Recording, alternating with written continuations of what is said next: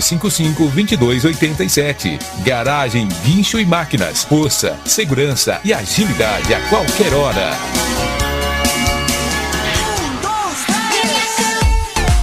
Pois é, estamos de volta aqui no nosso Manhã de Sábado. Dessa vez estamos aqui no 22 de agosto de 2026. Recebemos aí no primeiro momento o meu amigo César Damásio. Hoje é dia da educação aqui, né, no nosso programa, né? Eu vou receber agora o professor. Eu queria, inclusive, agradecer aí o professor Elias, que foi quem indicou para ser agora, né? Falou que teceu os maiores elogios, né? Então, receber hoje o professor que é mestre, que é ativista cultural, que é fotógrafo solidário, radialista, olha aí, eu aqui sou aluno. Jornalista, cientista e também compositor. É o Jefferson Maciel Teixeira, que é natural de Central, nossa cidade vizinha aqui, que reside em Irecê há quase 25 anos. Então, Jefferson, ele construiu uma trajetória marcada pela integração entre educação, que eu vi lendo alguma coisa sobre ele, comunicação e cultura, né? Tecnologia e também, professor, a questão do compromisso social. É mestre em educação pela Universidade Federal da Bahia, pedagogo pela UNEB. Então, além de possuir formação em história, e aqui a gente vai depois estar conversando com ele, que tem mais coisa aí ainda dentro dessa área aí. Então, eu quero dar aqui o meu bom dia especial para o professor Jefferson Maciel. Maciel, bom dia. Bom dia, Adalberto.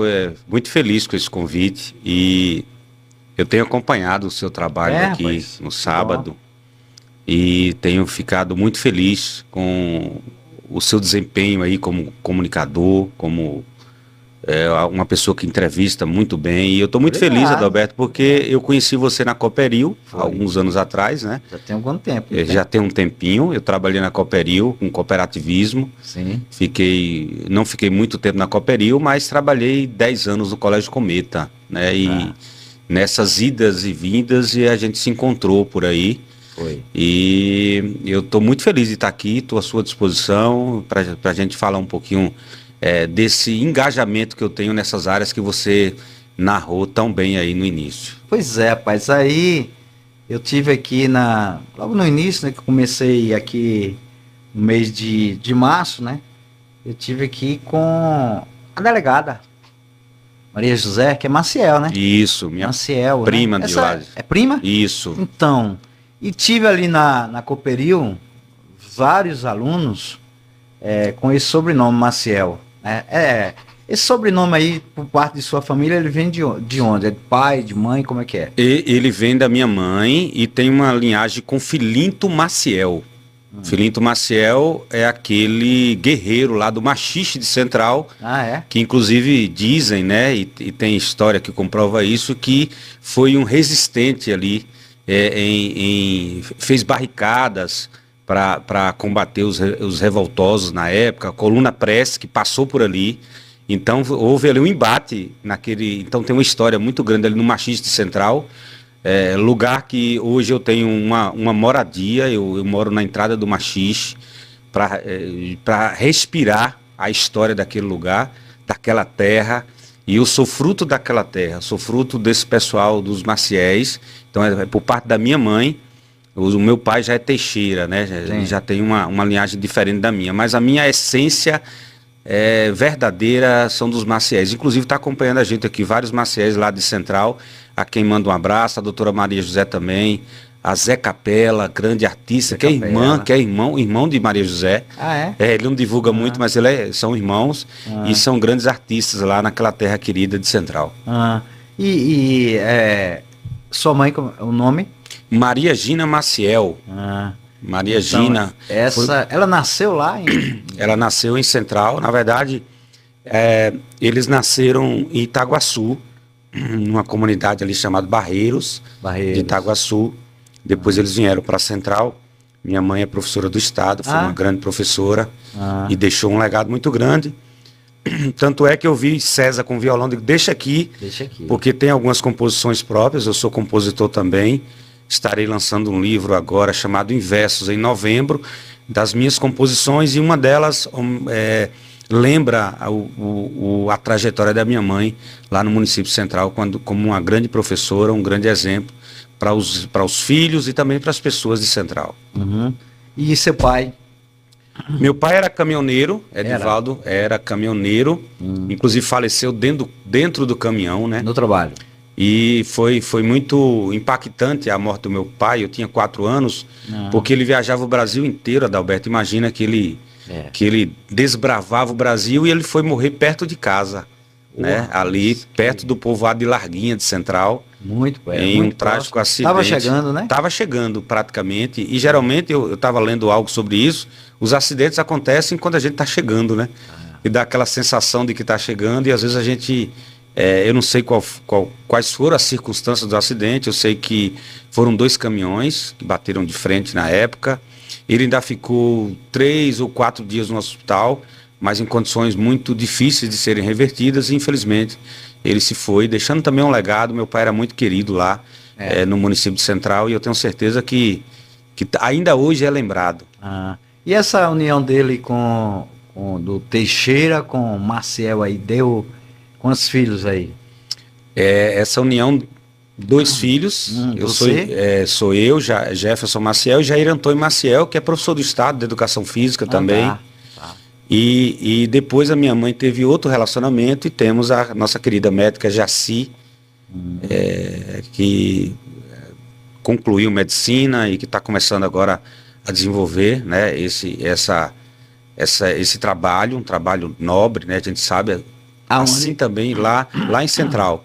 Ela começou a fazer uns trabalhos lá e porque ela concluiu, ela na verdade ela atrasou um pouquinho, porque nesse interim a minha mãe faleceu, né? Tá. Minha mãe teve um câncer na mandíbula, ficou 3 anos sem falar, e nesse processo ela teve que vir cuidar de manhã, aproximar mais, deixar um pouco o curso dela, e ela atrasou um pouquinho, mas ela está agora retornando a rota. Essa renúncia dela já diz, como é o nome dela? Doutora Jaci. Doutora Jaci. A quem manda um abraço. Deixa eu falar até uma coisa aqui, porque você falou um negócio que me toca bastante. Eu queria me dirigir a você, viu, doutora Jaci? Parabéns, né, pela filha que foi, pela renúncia, né, Eu fiz muito essas escolhas aí, tanto com o pai, quanto com a minha mãe, que tem 1 ano e 9 meses, né, que partiu. E quando eu vejo uma história dessa, né, a pessoa está estudando, né, interrompe os estudos para cuidar da mãe, né? Então já diz quem é você. Precisa nada, né? Não precisa mais nem trazer seu currículo aqui, né? Já tem um legado, já tem um exemplo que serve não só para a sua família, mas para a sociedade, viu, professor? Mas pode continuar. E, inclusive, eu quero deixar um abraço aqui, que eu sei que ela está acompanhando, e dizer que eu sou muito grato por tudo que ela fez por nossa mãe. E ela sabe do que eu estou falando, do esforço que ela fez, ter que estudar fora, deixar, na época, uma filha também que ela tem, que é a minha querida Maria Clara. Maria Clara, o nome da minha. Isso, olha aí a coincidência. Nossa família tem uma história muito bonita. A gente sempre lutou para estar onde estamos hoje, né? Eu, por exemplo, eu vim para aqui, para Irecê, para fazer pedagogia muitos anos atrás. Era muito complicado, eu tinha filho pequeno. A minha querida esposa Sandra, que também está nos acompanhando, depois trabalhou na Cooperil também, trabalhou no Colégio Cometa, até hoje está no Colégio Cometa, né? Mando um abraço, um beijo para ela, dizer que eu amo muito ela, e que sem ela provavelmente eu não chegaria onde eu estou hoje. E então sou muito grato à minha família, à minha irmã, ao meu irmão, à minha esposa e a todos que acreditam no meu trabalho. Mas voltando lá um pouquinho atrás, né, dos dois irmãos inicialmente, né, teve a primeira escola sua. Teve a primeira escola. Foi na sede? Foi na sede, a escola municipal estadual na época, Luiziana Filho, né? E na verdade eu estudei muito tempo na Senec também. A quem manda um abraço aqui para a família de Jussi de Castro Dourado, Jussi Dourado, que foi uma pessoa que me acolheu lá na Senec. Eu tinha uma bolsa na Senec, porque o meu avô Pagava, a escola comunitária. Isso, pagava. E eu tinha uma bolsa, porque ele fazia parte do conselho. Era como se fosse a Cooperil na época ali. Sim, a associação comunitária. Exatamente. Né? Eu tinha uma bolsa e eu comecei os meus estudos na escola pública. Depois eu migrei para a Senec, por causa de uma bolsa. E lá eu permaneci. Quando eu concluí o ensino médio com 16, 17 anos, eu permaneci sendo o office boy da escola. Então era eu que resolvia as coisas no banco, era eu que resolvia a parte documental, de ir na rua protocolar, de ir no fórum, reconhecer uma assinatura. Eu continuei trabalhando lá e cooperando com a Senec depois que eu concluí os estudos. Pois é, o Jussi, né? Nós tivemos aí uma coincidência, né? Que ele era diretor lá em Central, né, por um período aí, há uns 30 e poucos anos atrás, e eu era diretor da escola que eu estudei, da Senec também, Lapão. Então, eu comecei minha vida como professor na Senec, e depois me tornei diretor, saí de lá para ser vice-diretor e coordenador da Cooperil, que vem ser depois diretor. Então, Jussi é uma pessoa que eu conheci de perto, e o trabalho também da Senec de lá, da sua querida cidade. Mas sua primeira professora, quem é que foi? Professora Jerusa, a quem eu mando um abraço e que faz um trabalho incrível, fez um trabalho incrível lá em Central, né? Ela foi minha primeira professora, ela fez... Porque, Adalberto, você está me deixando muito à vontade aqui. Aliás, parece que a gente está conversando aqui no... rapaz, é o bate-papo. Rapaz, que coisa legal. Eu tive um problema muito sério, eu tive mutismo seletivo. Na época, hoje tem diagnóstico, na época não tinha, então assim, eu era um aluno muito calado e até os 15 anos de idade eu tive poucas manifestações orais, eu não falava, praticamente eu não falava. As pessoas achavam estranho porque eu era o filho da diretora Gina, o aluno da professora Jerusa que deveria falar e na verdade eu não conseguia falar e as pessoas achavam que era uma escolha e me chamavam de revoltado, porque aquele menino é tão calado, e na verdade eu escrevia muito. E eu tinha um problema ao quadrado, como diria minha mãe. Sim. Porque eu não falava e o que eu escrevia nenhuma professora conseguia ler. Então, recorrentemente, eu vi as professoras assim no pátio da escola dizer: olha, dona Gina, minha mãe, eu não vou ler o texto do seu filho não, que ninguém consegue escrever ninguém consegue ler o que ele está escrevendo. Então isso me doía muito.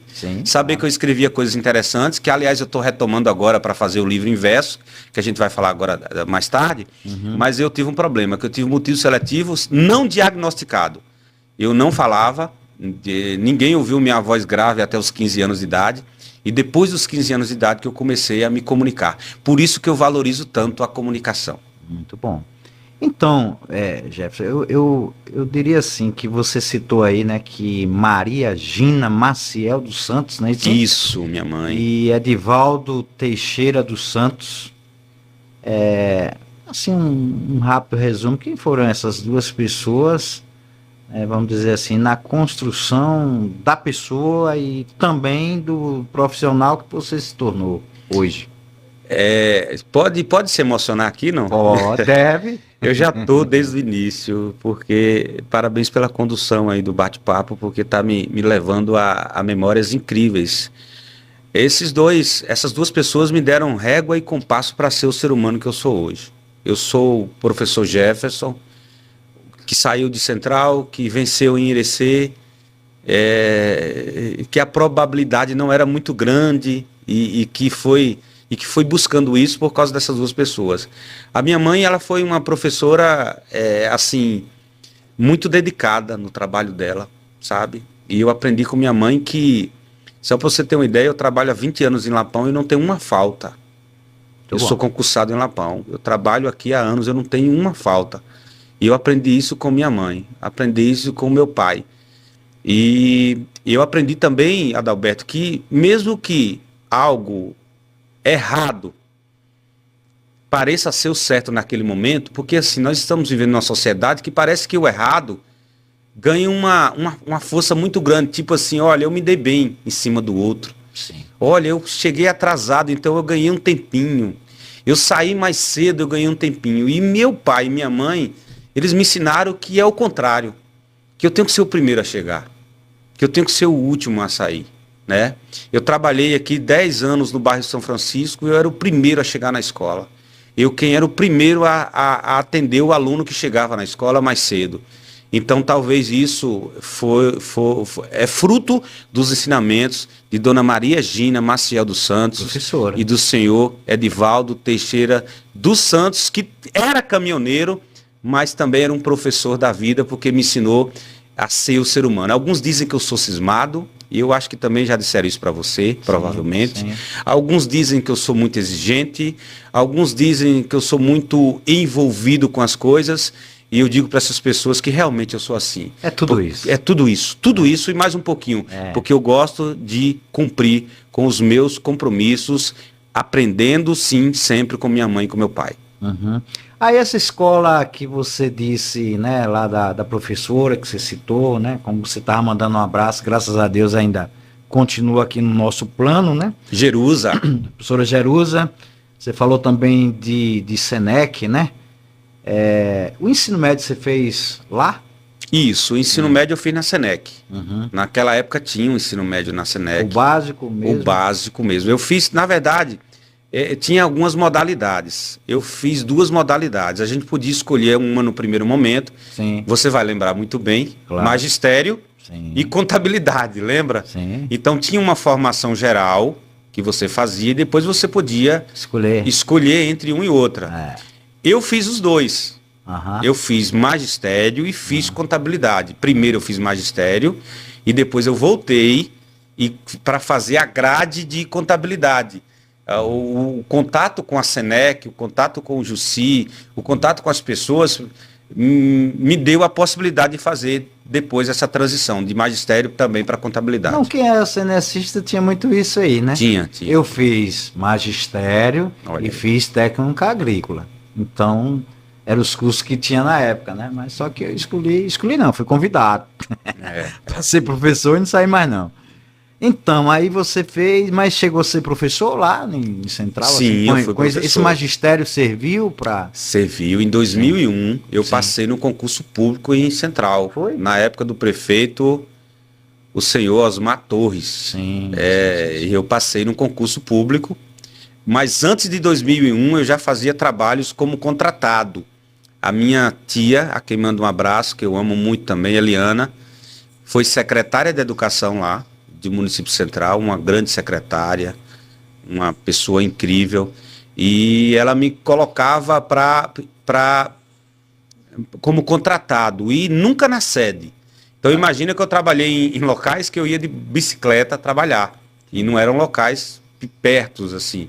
Então eu ia com minha bike, eu chegava, dava aula, quando era meio-dia e 30 eu voltava para a sede. Então tem uma história de muita luta ali no início, uma luta muito difícil, para só em 2001, Adalberto, passar no concurso público. Aí assumi o concurso público, depois eu passei em outro concurso público também lá em Central, para técnico de informática, e fiquei acumulando, porque professor pode acumular com outra função, você sabe disso também. E eu fiquei acumulando as 2 coisas. E a minha saída de Central foi justamente pela frustração que eu tive com os gestores daquela terra da época. Nós chegamos a ficar, pasme você, 9 meses sem receber salário. Imagina um profissional ficar 9 meses sem receber salário. E aí eu digo, olha, eu preciso sair daqui. Eu não aguento nem um mês. Né? Não, imagina. Nós ficávamos 9 meses e eu lembro da minha mãe fazendo a minha feira. Não tinha nada mais humilhante para mim, depois de adulto, depois de pai de família, receber uma feira da sua mãe, ela fez com o coração dela, porque eu não recebi o salário. Está aqui a feira do mês, porque você não recebeu o salário. Então eu tive que tomar a decisão de sair de Central temporariamente, porque eu voltei para Central, tenho uma casa lá, moro aqui em Irecê e moro em Central, fico com essa alternância porque eu me considero das duas terras. Muito bem. Estamos aqui já às 9 horas e 24 minutos, hoje recebendo aqui o professor Jefferson Maciel, falando um pouquinho da sua história, né? Com quem eu tenho grande identificação, não somente a pessoa, porque tivemos algum momento passando numa mesma época por uma mesma instituição, que foi a Cooperil, e hoje estamos falando aqui de vida e estamos falando da parte de educação, né? Ele falando aqui essa parte mais, eu diria triste, mas que certamente você aprendeu muito com esse sofrimento aí, né? Na verdade, o lombo fica grosso. Na verdade, eu queria lhe agradecer por ter tocado nessas questões, porque essas questões, Adalberto, me fazem fortes. Sim. Hoje, atual. Foi necessário passar por esses caminhos, foi necessário passar por essas experiências para ser o profissional e o ser humano que eu sou hoje. E sim, tem umas partes tristes, mas que se transformaram em alegrias através do esforço, através da dedicação. Eu nunca fiz o jeitinho brasileiro, que dizem, né, que tem esse termo entre aspas. Eu nunca fiz o jeitinho para furar a fila. Eu sempre comecei do início, passei pelo processo transitório e, claro, recebi também o resultado desse esforço nosso. Então, eu te agradeço por ter tocado nessas questões. Você sai de Central, de certa forma, decepcionado, né, com a época, com questão, mas fazendo aquilo que já gostava, né, que era a sala de aula, né? E quando você saiu nesse período aí, você foi para onde? Essa pergunta sua também é muito interessante, porque eu saí em Central, eu comecei em Central em 2004. Tá. A minha irmã Jacia, quem eu amo tanto, ela estudava no Colégio Cometa. Ah, tá. E ela teve uma reunião de pais e mestres, essas que você já conduziu várias. Várias. A vida toda. E a vida toda. E a minha mãe não pôde vir para essa reunião, porque ela tinha uma atividade na escola. E a minha irmã me perguntou se eu poderia ir. Eu respondi ela de forma bruta que eu não queria ir para essa reunião, porque eu achava muito chato vir em Irecê. Irecê era uma cidade que não me agradava quando eu morava em Central. Não era legal estar em Irecê. E eu vim para essa reunião pedagógica. Quando eu chego na reunião pedagógica, eu encontro um grande amigo e irmão meu, que é Jorjão. Jorge. Grande figura. Jorge é meu irmão. Seu conterrâneo também, que ele é de Palmeiras, de Central. Ele é de Central, né? Da Palmeiras. Sede. É da Palmeiras, Palmeiras. E ele é meu irmão. E eu encontrei Jorjão lá e depois encontrei um rapaz estressadinho no meio do pátio, que foi Marquinhos. Estava estressado na hora, porque a reunião pedagógica. Isso. E tinha faltado uma impressão. Já esteve aqui comigo. Já. Então, uma pessoa também que eu tenho muita gratidão e a quem eu mando um abraço. Nem sempre concordamos com tudo, mas não tem problema. Faz parte da vida também. E nessa ida na reunião pedagógica, faltou uns boletins que o rapaz que ia imprimir, que era Éder na época, digitador, teve um problema no braço, quebrou o braço. E Jorjão disse, rapaz, é o seguinte, os pais estão esperando o boletim e não tem quem imprimir. Você imprime esses boletins? Você vai lá e abre o sistema e imprime? Eu falei, eu posso tentar. Eu fui como representante de Jaci e fui lá na mecanografia, tinha um computadorzinho, eu consegui configurar o sistema e imprimir os boletins que era para ser entregue no dia. Imagina se esses boletins não fossem entregues. Aí o pai ia sair frustrado. E eu consegui fazer isso. E Jorjão Marcos gostou muito daquela atitude minha, de um matuto lá de Central, um matuto no bom sentido, depois eu explico isso, eu gosto muito dessa palavra matuto, de ter resolvido isso, e eles me convidaram a trabalhar no Colégio Cometa. Olha só, gente. Arrumei um emprego indo para a reunião da minha irmã. Que não queria vir. Que não queria vir, que fiquei chateado com ela, porque ia. E lá eu comecei a trabalhar no Colégio Cometa, digitador, e comecei em 2004 a fazer essa transição. Eu vinha nos taxistas, eu não vinha no banco da frente dos mototaxistas, eu fiz um acordo para vir no fundo. Imagina, Adalberto, aquele fundo da Caravan que abre onde a passagem era R$4, eu tô fazendo uma analogia, que eu não lembro, e eu pagava R$2. 50%. 50% para ir deitado no banco de trás, junto com o botijão, Sim. junto com mala, junto com uma situação muito. É. E aí eu consegui começar esse trabalho no Cometa. Foi daí que eu cheguei em Irecê verdadeiramente. Foi dessa reunião pedagógica em 2004 que eu comecei a participar. E depois eu fiz, claro, o vestibular para pedagogia, mas foi essa fagulha do Colégio Cometa, de uma reunião que eu vi, que se transformou no fogo da presença de Jefferson em Irecê. Muito bem. Em 2004. 2004. Já no turno do tempo aí, 22 anos. Isso. Aí eu já fiquei transitando. Central Irecê. Irecê Central. No fundo da caravana. No fundo da caravana. Eu não vinha porque o cara conseguia me cobrar uma passagem mais barata eu vindo no fundo da caravana. 50% já dava para economizar dava. bastante, né? E isso você foi se ingressando a Irecê. Aí eu fui chegando a Irecê através do Colégio Cometa, através de Jorge e de Marcos. Sim. Eu cheguei, e eu digo, inclusive antes, através da minha irmã, que estudava no Cometa. E aí eu comecei E da ausência de sua mãe, né? Isso, e é importante eu dizer que no Colégio Cometa eu comecei dessa forma, como digitador, e deixei lá, porque passei em outros concursos, aqui em Irecê, em Lapão, eu sou concursado, e deixei como coordenador pedagógico. Eu fui coordenador pedagógico do Colégio Cometa do ensino médio. Então iniciei dessa forma que eu te contei e entreguei como coordenador pedagógico para assumir os concursos que tinha passado aqui em Irecê e depois em Lapão. Ou melhor, em Lapão, depois em Irecê. Lapão você já tem quanto tempo de concurso? Eu passei no concurso em 2008 em Lapão. Foi engraçado porque eu fui terceiro lugar em Lapão na área que eu fiz. E na época as pessoas tentaram, inclusive, me tirar do concurso lá internamente. Eu não quero citar nomes, Sim. não vou citar. E também não tenho mágoa disso, porque Faz parte já do passado. Tentaram me tirar, e aí quando teve a entrega dos títulos, você sabe que tem uma etapa do concurso, entrega de títulos, né? Sim. Quando eu entreguei os títulos, eu fui para o primeiro lugar. Aí eu falei, meus amores, infelizmente vocês não vão ter como me tirar, porque como é que você tira o primeiro lugar? E aí eu assumi lá em Lapão, em Aguada Nova, em 2009, em janeiro, fevereiro de 2009, eu passei em 2008 e 2009 eu assumo em Aguada Nova, professor lá da escola Antônio Marculino Vieira. Que eu conheço bastante, né? Isso. A formação sua, a formação e educação, você possui uma formação acadêmica que eu diria assim, bastante ampla, né? Pedagogia, não sei que eu olhei, história, geografia. História, geografia, filosofia. Filosofia, mestrado em educação. O que motivou aí essa busca, eu diria assim, permanente pelo conhecimento? E eu utilizaria o termo desenfreada.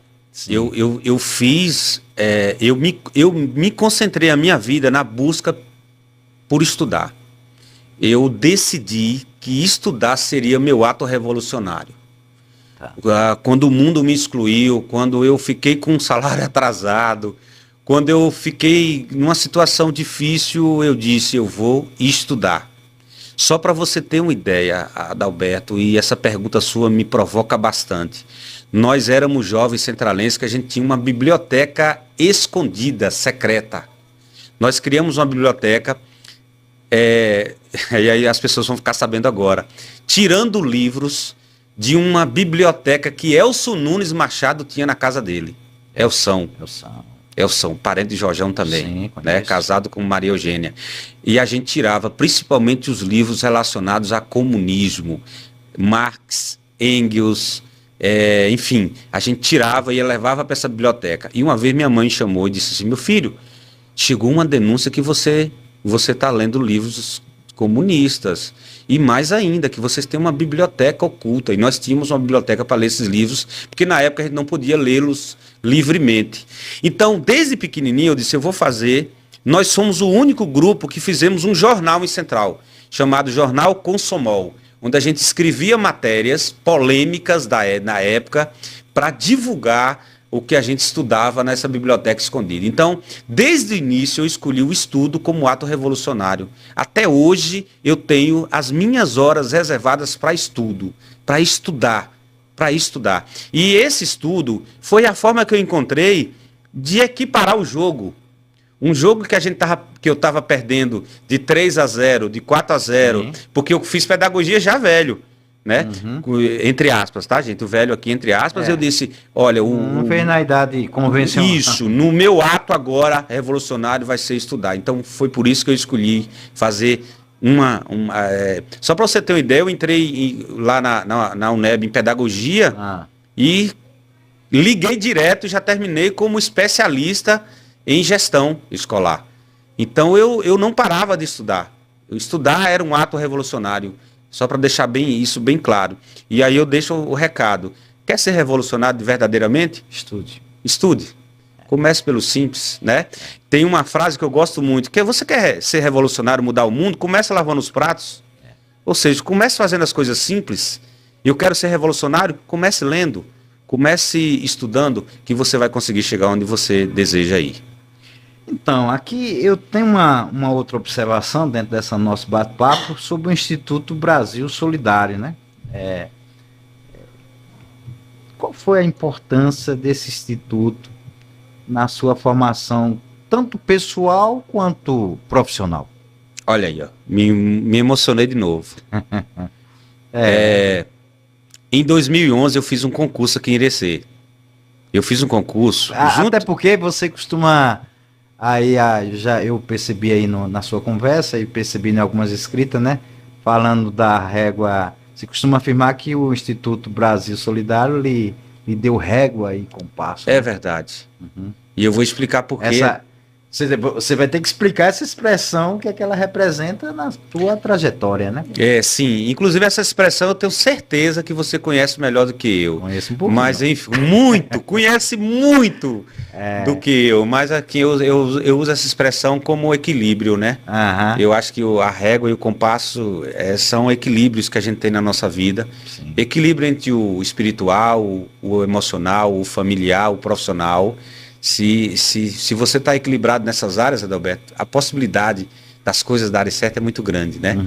Mas falando do Instituto, eu fiz um concurso aqui em 2011, época da secretária Ruba Margarete, professora Margot, que eu mando um abraço, que eu amo tanto, e que ela também trabalha no Instituto junto comigo atualmente. A gente viaja o Brasil inteiro, daqui a pouco eu vou explicar isso. E aí, engraçado, porque eu fiz o concurso junto com o Júlio Bispo, a quem mando um abraço, que também... e outras pessoas, eu fiquei em 24º, cara. O Bispo é meu compadre. Rapaz. Sabe qual é? Eu sei disso, eu sei disso. Adalberto, tinha 23 vagas, cara. Eu fiquei em 24º. Eu fiquei uma vaga fora do concurso. A disputa muito grande, né? Júlio Bispo. Disputei com o Júlio Bispo, com gente aí que eu admiro até hoje muito. E aí, rapaz, eu fiquei para a segunda chamada, e eu ligava para Margot. Margot, e aí vai ser chamado? Vai ser chamado. Aí eu fui chamado.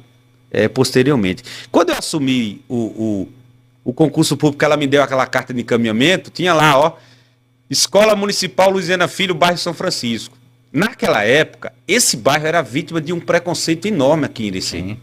Você sabe disso. Sim. Conhecido como Malvinas, em alusão à guerra entre Reino Unido e Argentina, porque lá matava-se muito, morria-se muito, era um negócio muito sério. E quando eu mostrei a carta de encaminhamento à minha esposa, ela gritava, não, você não vai para o bairro São Francisco, você não vai trabalhar lá. E eu falei, é lá que Deus está me enviando. Verdade. Você não acredita nisso, não? Ela falou, não acredito, você vai morrer. E eu fui para o bairro São Francisco. Quando eu cheguei lá, tinha algo diferente.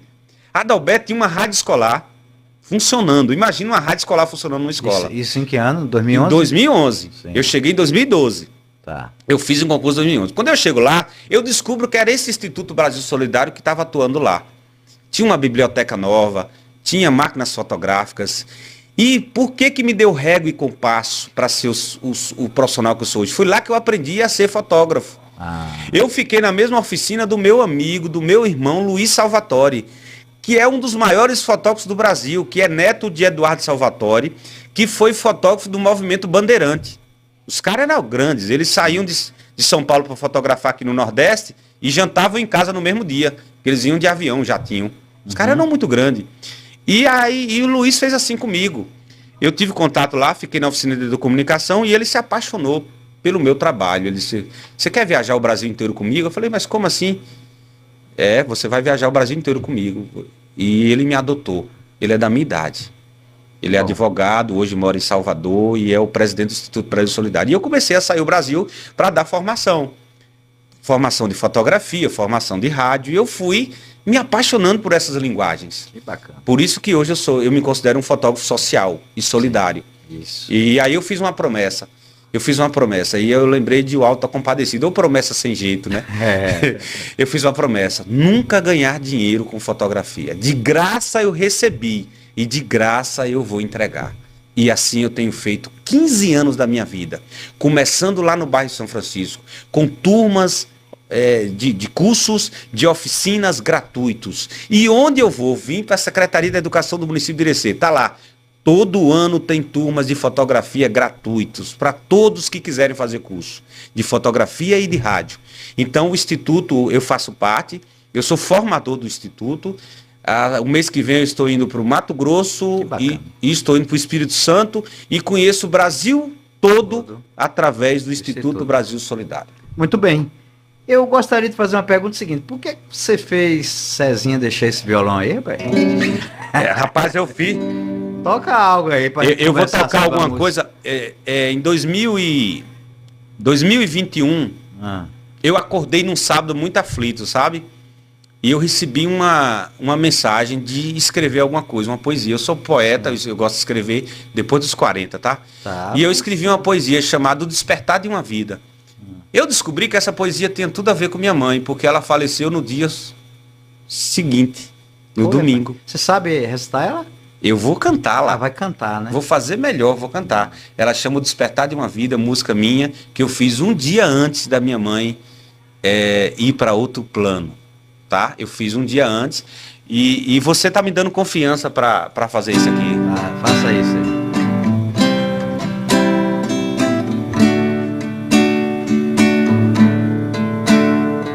Amor sem cessar, palavras no olhar de quem chora, insiste em brilhar, mesmo chegando a aurora. Vais partir pra outro lugar, vais sentir o despertar de uma vida. Mesmo na dor, sinto teu imenso calor. E no silêncio, sinto intenso amor. Vais partir pra outro lugar, vais sentir o despertar de uma vida.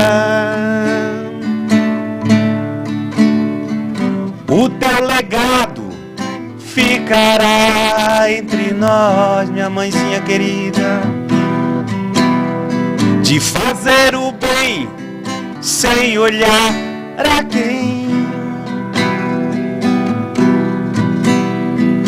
O teu legado ficará entre nós, de fazer o bem sem olhar a quem.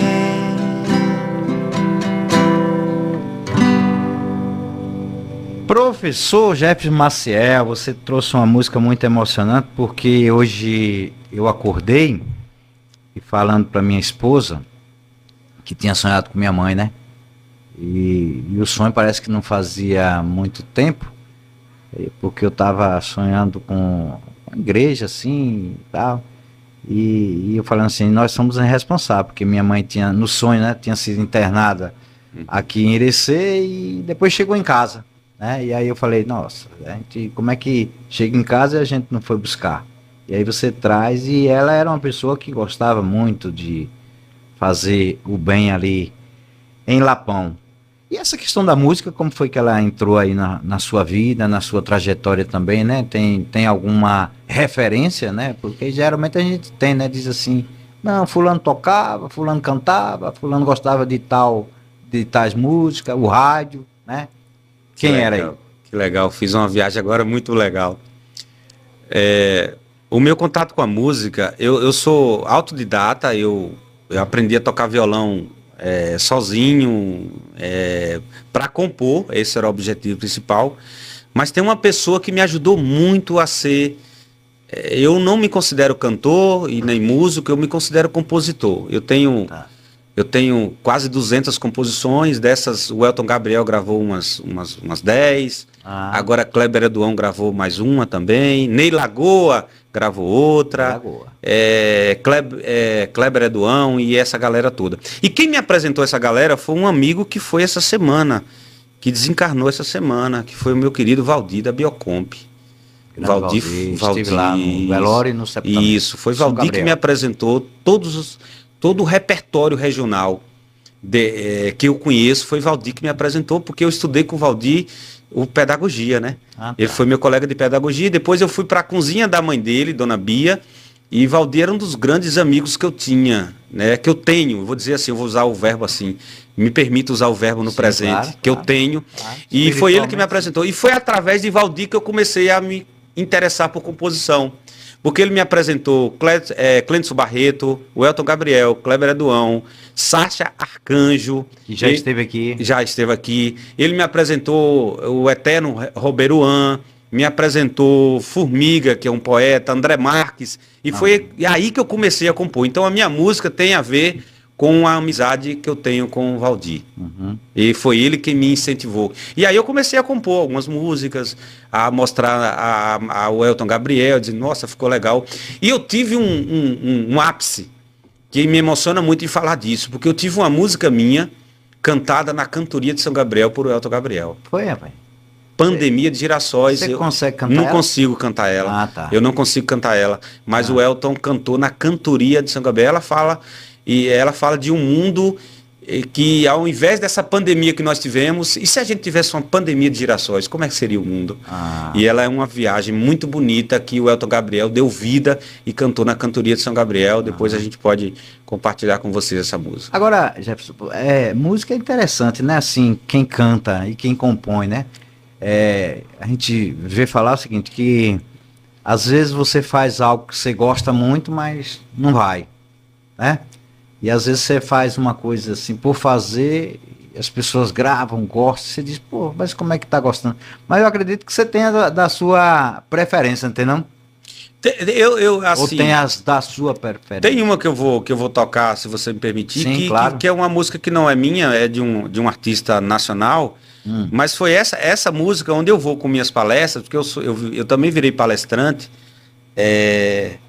contrariando algumas expectativas de que alguém que não falava agora vira palestrante. Rapaz. E tenho feito algumas palestras. 15 anos, né? Até 15 anos. Tenho feito algumas palestras com um auditório cheio. E nas minhas palestras, é uma palestra musicada.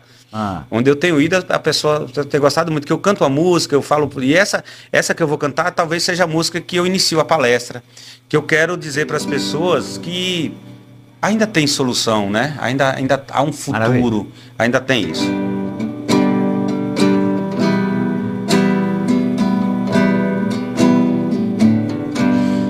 Vivemos esperando dias melhores, dias de paz, dias a mais, dias que não deixaremos para trás. Jamais, não vamos deixar para trás não, viu?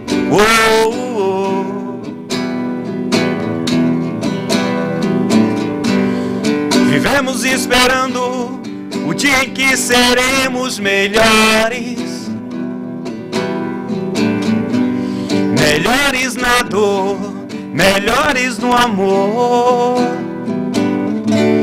melhores em tudo.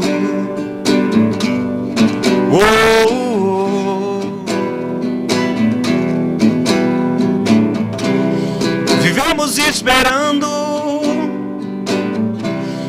o dia em que seremos para sempre. Vivemos esperando.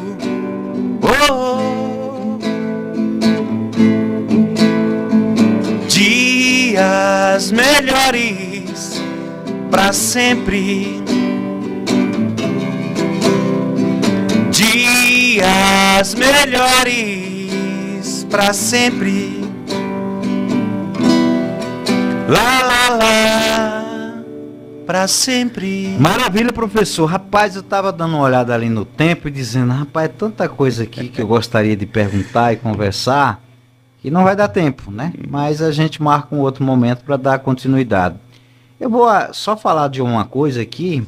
Barriguda Web TV e Comunicação. Como é que nasceu esse projeto aí de Barriguda Web TV, que é uma emissora que reúne aproximadamente 38 programas ao vivo, é assim mesmo? É Como assim é possível mesmo. coordenar uma programação assim tão... Eu faço isso aqui, já faço com uma agonia danada, imagino Dá trabalho, projeto né? desse tamanho aí, né? Eu tenho um produtor, né? A quem Tá. manda um abraço, que é Manuel Victor, que é um menino excepcional, Tá. muito bom, que ele me ajuda a produzir esses programas. Eu digo que a Barriguda Web TV é a menina dos meus olhos, Tá. tá? Eu sou... ela vai fazer 5 anos agora e eu lembro que quando eu montei ali o projeto que apresentei ao professor Agnaldo de Freitas, ele ficou encantado, né? Porque a gente já tinha uma rádio ali, Adalberto, que era a Rádio Ciberpark, da época de Nelson Preto, Sim. que foi meu orientador do mestrado, de Bonila, que foi meu orientador do mestrado, e que a gente precisava repaginá-la. Então eu digo que a Barriguda Web TV é a repaginação da Rádio Ciberpark, que agora precisava de um novo formato. E aí nós transformamos em uma rádio web. E quando o prefeito da época, o senhor Elmo Vaz, foi inaugurar lá essa rádio, ele me disse assim, professor, eu queria pedir um favor ao senhor. Ele me chama de senhor e eu também chamo ele de senhor, pelo respeito que a gente tem, apesar dele ser mais velho do que eu. Se o senhor fizesse uma pesquisa e dissesse quantas secretarias do Brasil tem uma rádio web funcionando conectada às escolas. E eu fiz a pesquisa e não tem. Não tem. Nós somos pioneiro e únicos a fazerem isso. Tanto é que veio uma pessoa do MEC aqui, chamada Jaqueline Moll, que é uma das professoras brilhantes desse Brasil, e ela, conhecendo a Barriguda, Adalberto, ela ligou para lá e disse, olha, eu encontrei o que a gente estava procurando no Brasil inteiro.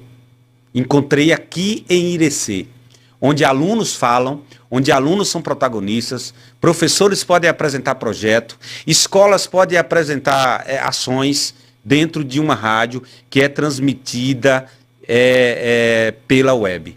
Então a Web TV Barriguda é a menina dos meus olhos. E só para você ter certeza, porque eu sei que o nosso tempo está acabando, nós já montamos 60 rádios no Brasil inteiro. Nossa. Rádios escolares.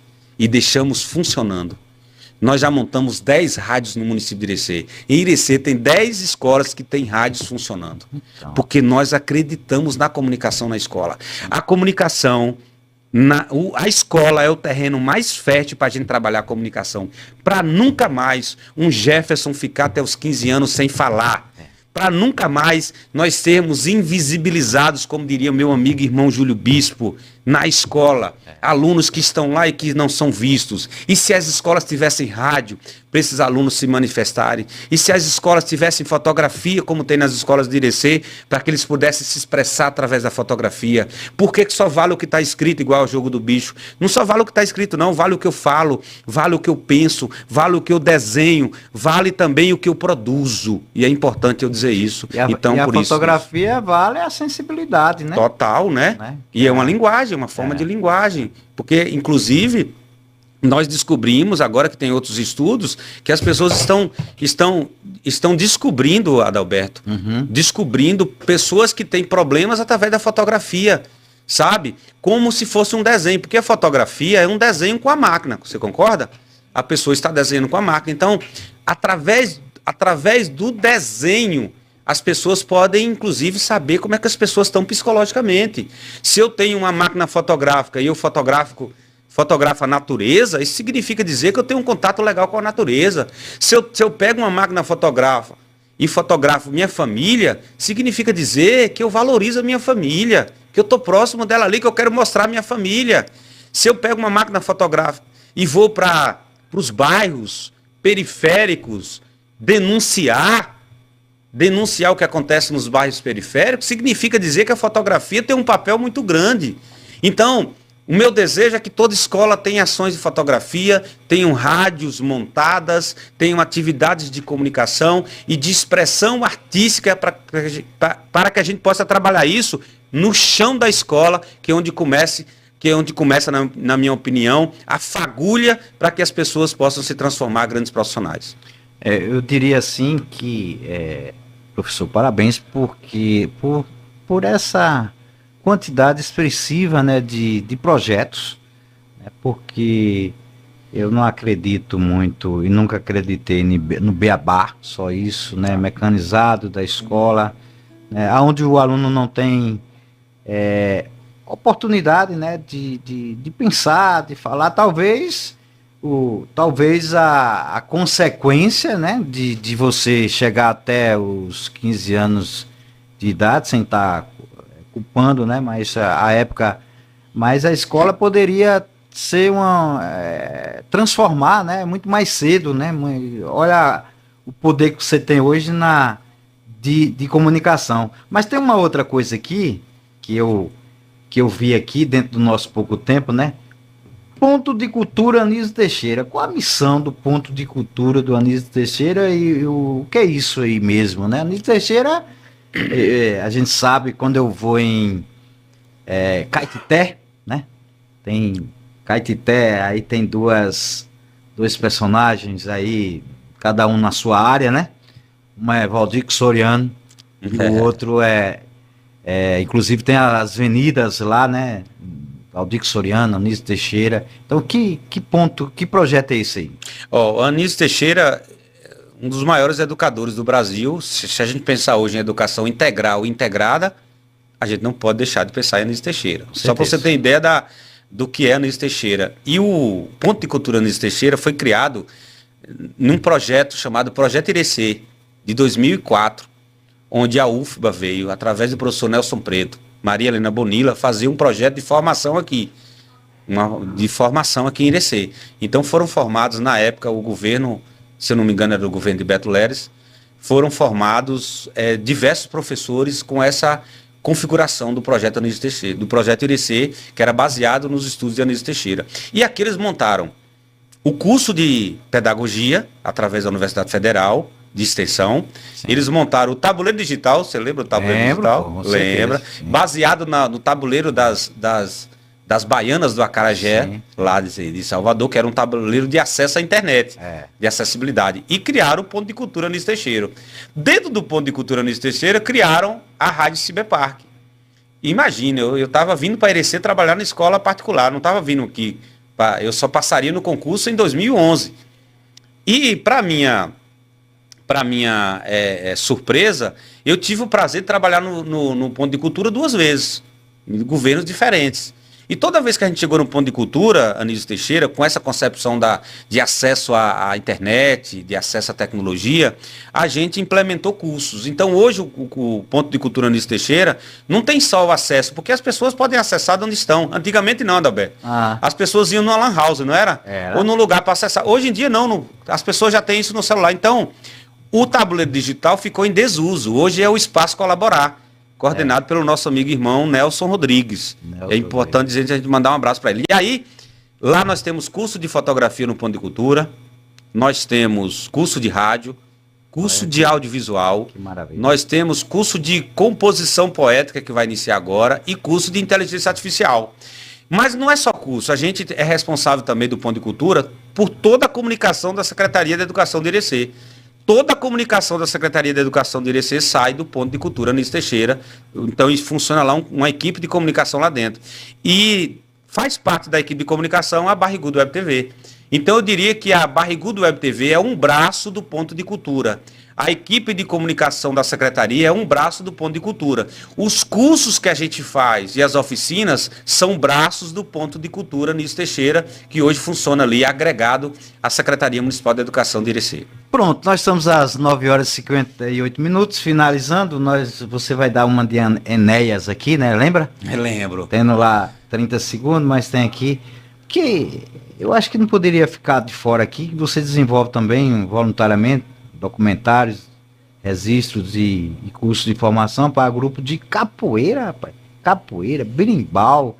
E uma outra coisa que você deixe nos seus registros aí de fala é sobre a música, né, e projeto de Vozes Regional, né? Como aconteceu o despertar do compositor Jeff Maciel. E você falou aí de várias parcerias, né? Zeca Bahia, o Elton Gabriel e tantos outros aí. Mas esse do berimbau aí, rapaz, como é que Legal, é isso aí, né? Eu vou dar uma de Enéas, tá bom? Tá. Eu fui um dos poucos ireceenses, me considero ireceense, centralense, ireceense / centralense, que recebi o prêmio Berimbau de Ouro. Tá. É um prêmio internacional de reconhecimento a trabalhos voltados para a capoeira. Tem 14 anos que eu faço documentários de capoeira no Brasil inteiro, por minha conta própria. Tá. Nenhum capoeirista, nenhum grupo de capoeira tirou R$1 do bolso para me pagar em relação a isso. Eu faço isso de maneira voluntária. Então os grupos de capoeira, eu tenho um respeito muito grande pelos grupos de capoeira.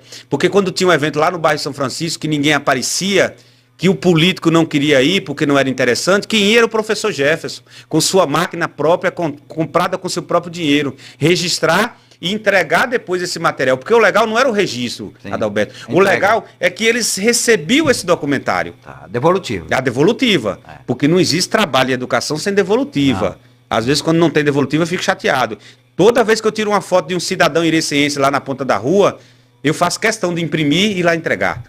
Quantos fazem isso? E dar um abraço na pessoa e agradecer. Então, esse projeto me fez receber o Berimbau de Ouro, uma das maiores premiações da capoeira do mundo.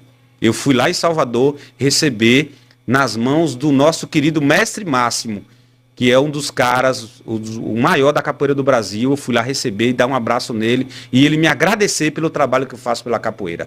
Vozes Regionais foi um projeto que eu criei há 7 anos, também influenciado por Valdir da Biocomp, Valdir Mendes Rocha, que me entregou uma pasta de mais de 1 giga de artistas da terra, de gravações que nós não sabíamos que existiam, de Raflick, da galera. Eu falei, Valdir, eu não posso receber essa pasta e ela ficar morta. Eu vou criar um projeto. Eu escrevi o projeto Vozes Regionais. Apresentei primeiro lá na rádio ao senhor Wilson Monteiro, que não deu muita ousadia, tudo bem. Um abraço, Monteiro, eu te amo. Depois eu apresentei aqui, na Rádio Vida FM, mas eu não tive perna para fazer aqui, porque aqui eu fazia o jornal comunitário. Tá. Eu fiz 5 anos de jornal nessa bancada, bacana, onde você está sentado aí. Uhum. E depois eu apresentei na Barrigudo Web TV. E lá está funcionando o projeto Vozes Regionais. Só toca artista da terra. É proibido tocar gente de fora. E agora, só para concluir mesmo, eu apresentei na Rádio Regional, através do senhor Ângelo Dourado, a quem manda um abraço, que também não deu ousadia. Não tem problema. É opção, não tem problema. Sem mágoa, sem ressentimento. E o projeto é um programa de rádio, no rádio, e um palco livre, que eu estou montando. Como é que vai ser esse palco livre? Eu comprei um som para o projeto Vozes Regionais. Eu vou chegar numa praça de Irecê, montar o palco e deixar o som ligado com o microfone plugado. Quem quiser pode tocar. Quem quiser pode fazer beatbox. Quem quiser pode fazer um rap.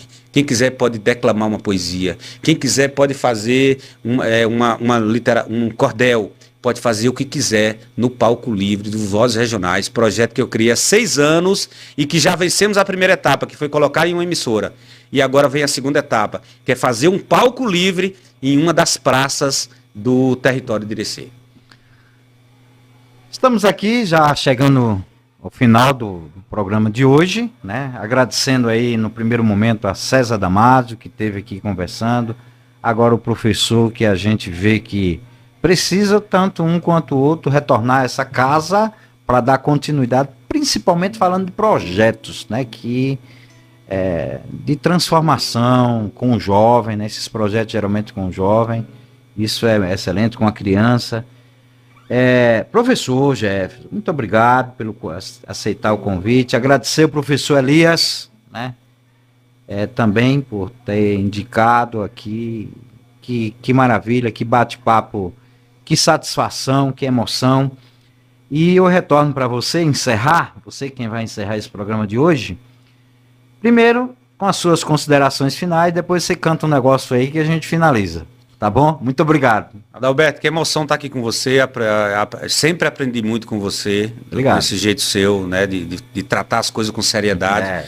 E onde você está, eu tenho certeza que as coisas vão funcionar, porque é feita com muita seriedade. Um beijo no coração do meu querido amigo Elias, que trabalha comigo lá no Ponto de Cultura. Ah, é, né? E é importantíssimo pra gente, tá, Elias? É importante eu dizer isso aqui ao vivo. Você é muito importante para o Ponto de Cultura Nísio Teixeira, para a Secretaria de Educação e para a Educação de Irecê. Quero agradecer a todo mundo que acompanhou, foi muito bom. Deixo aqui o meu coração grato a essa emissora que fiz parte durante muito tempo, a você, Adalberto, e a todas as pessoas que acreditam nos projetos que cheguem nos alunos. Importante dizer isso, o projeto só tem viabilidade e só tem fundamentação se chegar na ponta, que são os nossos estudantes. Às vezes eu vejo projeto para tela. Se tiver algum projeto para tela, não me convidem. Mas se tiver algum projeto que contém alunos sendo beneficiados, aprendendo e virando grandes profissionais, pode contar com o professor Gerson Maciel. Não sei por que você se foi, quantas saudades eu senti, e de tristezas vou viver. Aquele adeus não pude dar. Você marcou a minha vida, viveu, morreu na minha história. Chego a ter medo do futuro e da solidão que em minha porta bate.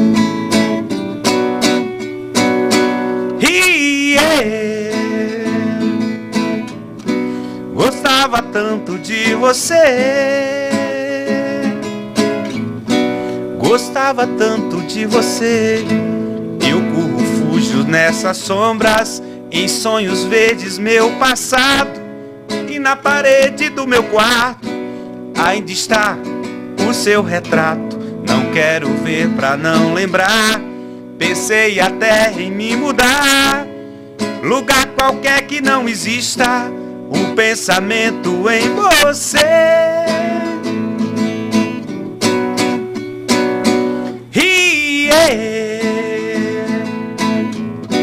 Gostava tanto de você,